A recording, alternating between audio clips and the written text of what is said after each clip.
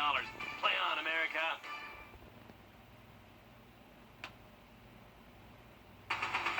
On your side, this is News 12 at 11.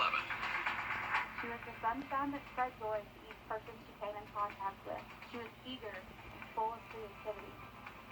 It's a story that had a community on edge. A 6-year-old girl goes missing from her own yard only to turn up dead. See how they're remembering Faye Swetlick in Casey. And the president promises to offer up a replacement for Justice Ginsburg by this weekend. We'll tell you about one candidate's ties to Georgia.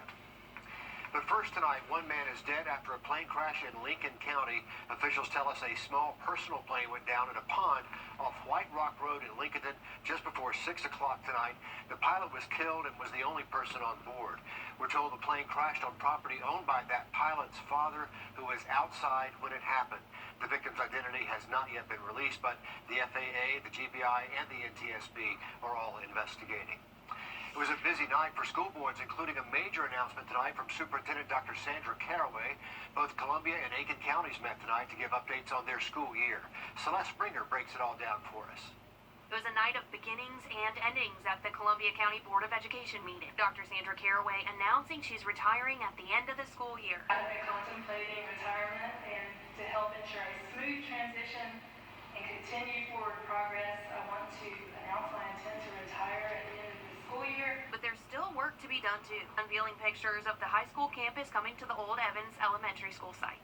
We hope to have that out to bid by mid-December, and then for the facility shortly thereafter. Meanwhile, more than 1,000 elementary and middle school students have opted to switch from learning at home to face-to-face instruction come October. That means a little more than 20% of students will be learning from home, while 80% will be back on campus. We're so glad to see our parents choosing to have their children in school, because we know how important, essential school is to the mental, physical, social, and emotional well-being of children.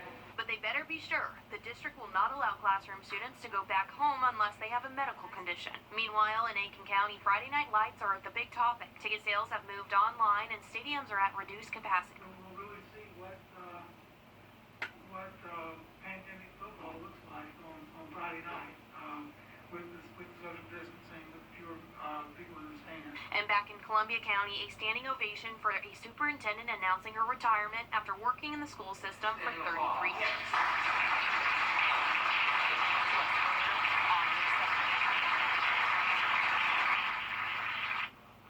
Dr. Sandra Caraway calling it quits at the end of this school year. In Richmond County, we can expect our next update next week. The school board has a special called meeting that's set for next Tuesday, the 29th. We'll let you know what happens there. Much more news ahead after we check in with Chief Meteorologist Riley. Thank you, Riley. In Casey, South Carolina tonight, friends and family gathered to remember the life of Faye Swetlick.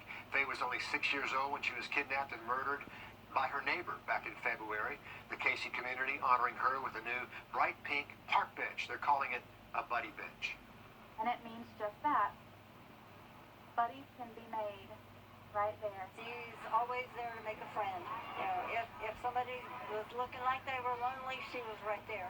Her bubbly personality is something that always brought a smile to her. During the event, a tree was also planted and dedicated in Faye's honor. The mayor of West Columbia also declaring September 22nd as Faye Day. To Washington now, where in just 4